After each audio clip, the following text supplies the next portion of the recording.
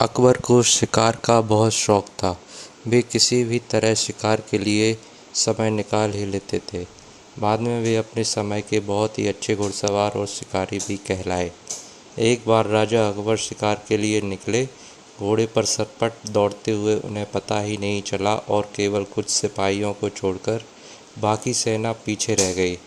शाम घिर आई थी, सभी भूखे और प्यासे थे और समझ गए थे कि वो रास्ता भटक गए हैं।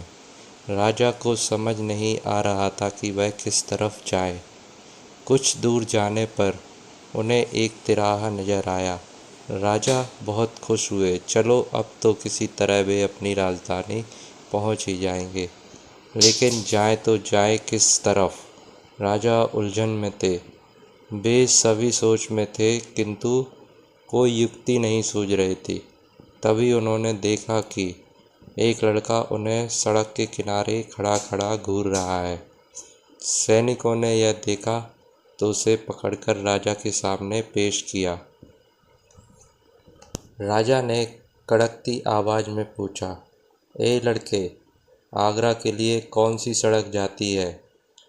लड़का मुस्कुराया और कहा, जनाब, ये सड़क चल नहीं सकती, तो ये आगरा कैसे जाएगी?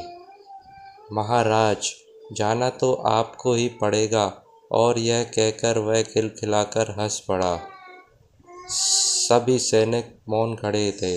वे राजा के गुस्से से वाकिफ थे। लड़का फिर बोला, जनाब, लोग चलते हैं, रास्ते नहीं। यह सुनकर इस बार राजा मुस्कुराया और कहा, नहीं, तुम ठीक कह रहे हो। तुम्हारा नाम क्या है? अकबर ने पूछा। मेरा नाम महेश दास है, महाराज, लड़के ने उत्तर दिया। और आप कौन हैं? अकबर ने अपनी अंगूठी निकालकर महेश दास को देते हुए कहा, तुम महाराजा अकबर, हिंदुस्तान के सम्राट से बात कर रहे हो। मुझे निडर लोग पसंद हैं। तुम मेरे दरबार में आना और मुझे ये अंगूठी दिखाना।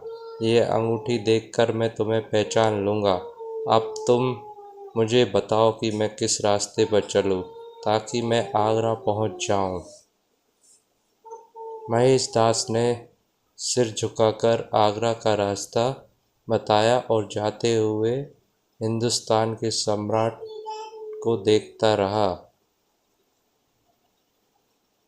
इस तरह अकबर भविष्य के बीरबल से मिले।